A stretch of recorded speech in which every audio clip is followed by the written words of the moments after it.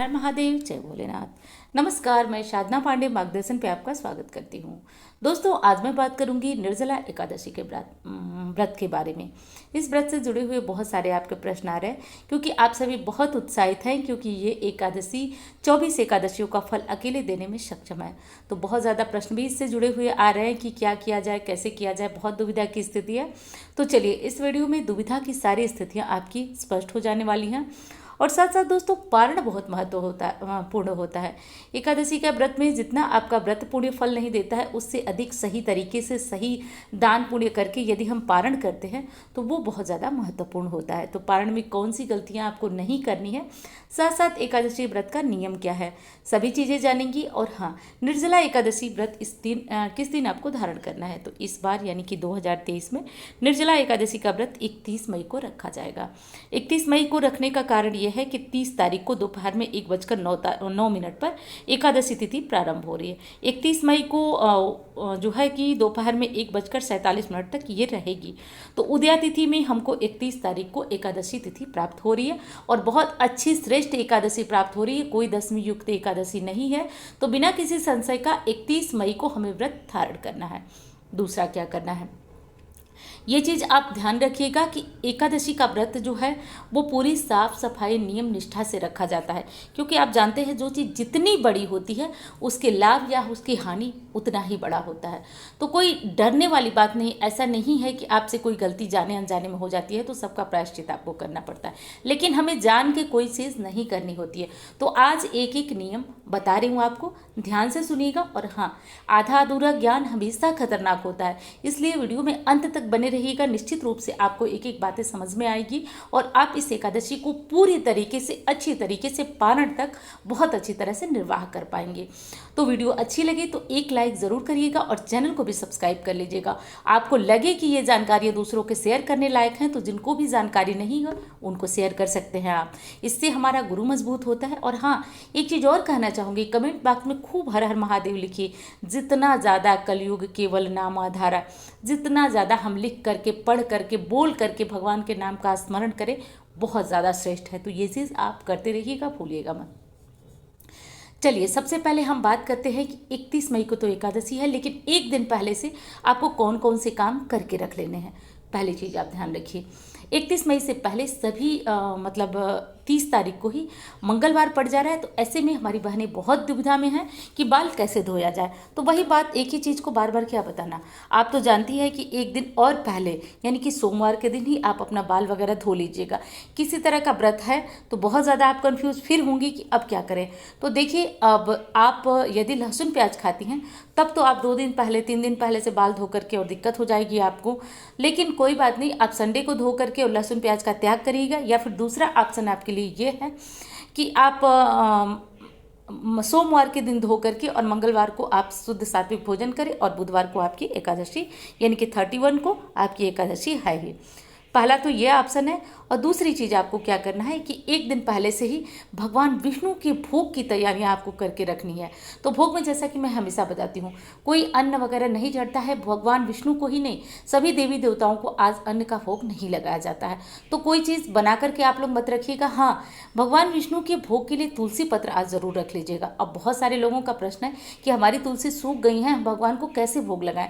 तो तुलसी की एक छोटी गुटिका यानी कि छोटी सी लकड़ी भी भगवान विष्णु के भोग में आप डाल देंगे तो वो भगवान विष्णु को उस भोग को स्वीकार कर लेंगे। तो कोई परेशान होने वाली बात नहीं है कि तुलसी सूख गई हैं तो आप क्या भगवान विष्णु को भोग चढ़ाएं।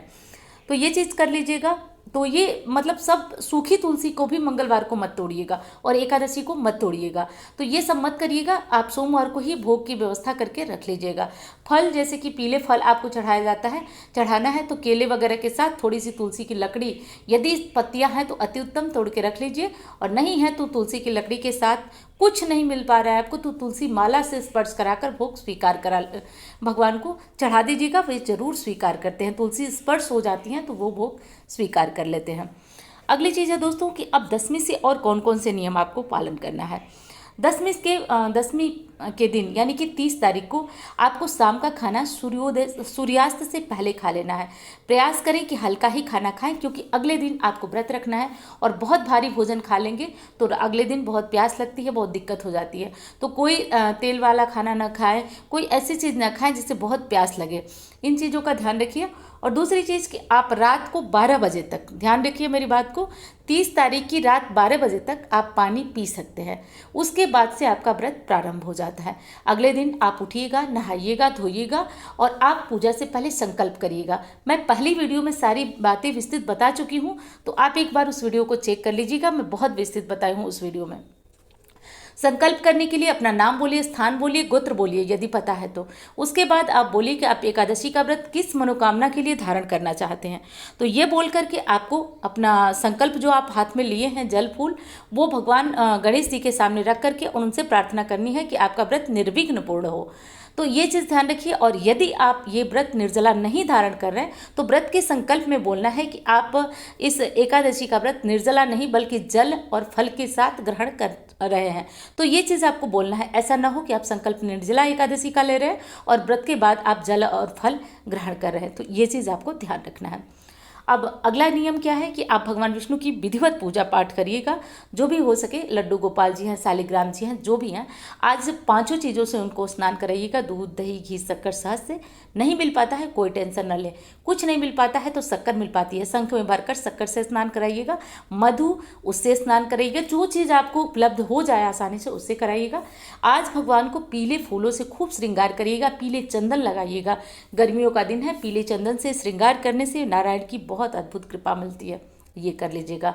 अब अगली चीज़ आपको जो कि ध्यान रखने वाली है, ये ध्यान रखना है कि अब आप जो है निर्जला एकादशी है तो आज दान क्या करेंगे, ये चीज़ आपको ध्यान रखना है। देखिए, आज ना कोई लेने वाला हो तो पानी से भरकर एक मटके का दान किया जाता है। इस मटके के दान से आपके जीवन में सुख समृद्धि आती है। मटका जल से भरा हुआ यदि होता है तो हमारे जीवन में भी पूर्णता आती है। तो ये हो सके तो कर लीजिएगा। अगली चीज़ क्या दान करना है, तो आज एकादशी के दिन आप पीले फलों का दान करिए। मैं बार बार कहती हूँ, केले का दान सर्वश्रेष्ठ दान होता है, तो ये कर दीजिएगा। और भूलकर अनाज नहीं एकादशी पे दान किया जाता है, क्योंकि जब आपका व्रत होता है, देवताओं का व्रत होता है, तो आज अन्न दान श्रेष्ठ नहीं माना जाता है। वही पारण से पहले आप कुछ न कुछ अन्न जरूर निकालेंगे। अब चलिए, ये व्रत तो आपका भगवान की कृपा से, भोलेनाथ की कृपा से पूर्ण हो, ऐसी कामना करती हूँ। उसके बाद अगले दिन सुबह, अब पारण का समय आता है, तो पारण किस समय करना है वो मैं बता रही हूँ, लेकिन थोड़ा सा नियम ध्यान दीजिए। देखिए, एकादशी में ना पूरे दिन में 2 ही बार खाना खाया जाता है, 2 ही बार अन्न ग्रहण किया जाता है। चाय, पानी, फल जितनी बार चाहे ले ले, लेकिन अन्न 2 बार ग्रहण किया जाता है। इसका कारण यह है कि त्रिजटा नाम राक्षसी एका, सुने होंगे रामायण में, त्रिजटा नाम की एक राक्षसी थी जिसको कि वरदान था कि जो भी एकादशी के व्रत के बाद पारण करेगा और यदि वो 3 बार अन्न ग्रहण कर देता है तो वो एकादशी का फल त्रिजटा को चला जाएगा। इसलिए कहा जाता है कि एकादशी में पारण का बहुत विशेष ध्यान रखा जाता है और पारण शुभ समय में हरिवासर छोड़कर किया जाता है। तो चलिए, हरिवासर के बारे में तो मैं बताऊंगी आपको कि हरिवासर कब और कैसे है, लेकिन पारण का समय देख लीजिए। पारण का समय 1 जून को सुबह सुबह 5:30 से 8:09। अब इस समय से पहले आप उठ करके अपना भोजन तैयार कर लीजिएगा, जो भी खाना हो, क्योंकि एक बार यदि आप पारण कर लिए तो फिर आपके पूरे दिन में आप चाय, फल, दूध तो ले सकते हैं, लेकिन अन्न नहीं खा सकते हैं। अब निश्चित सी बात है कि आप पिछले दिन का व्रत है तो अगले दिन आपको भूख लगेगी। इसलिए इस समय 8:09 के अंदर आपको अपना जो भी खाना खाते हैं, दाल, चावल, वो खा ले। अच्छा, कुछ लोग पूछते हैं कि क्या पारण में चावल खा सकते हैं? बिल्कुल खा सकते हैं, कोई दोष नहीं है, लेकिन जो भी खाएं वो एक बार खा लें आप बैठ करके। एक बार हाथ नहीं धोया जाता है, 2 बार हाथ धो करके, जैसे उठकर किसी के छोटे बच्चे हैं तो हाथ धोकर उठकर, ये नहीं किया जाता है। एक बार के बैठे हुए जितना भोजन आप कर सके बस एक बार करना है, बाकी दूसरा भोजन आप रात को करेंगे। तो रात को करिए या फिर जब मन करे करिए, लेकिन तीसरी बार आपको नहीं करना है।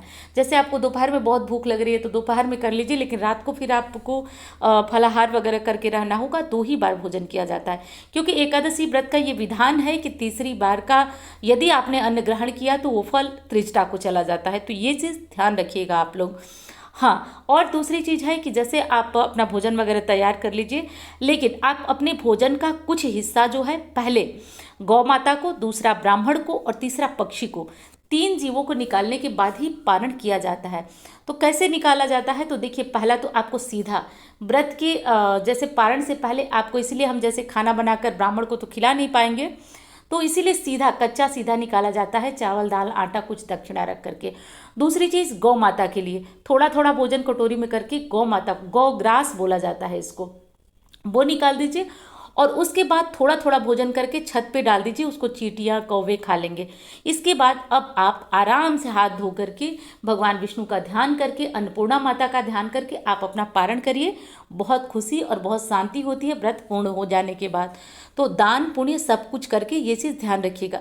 अच्छा, एकादशी के व्रत में आप लोगों ने पूछा था कि चावल खा सकते हैं, तो वो तो मैंने बता दिया।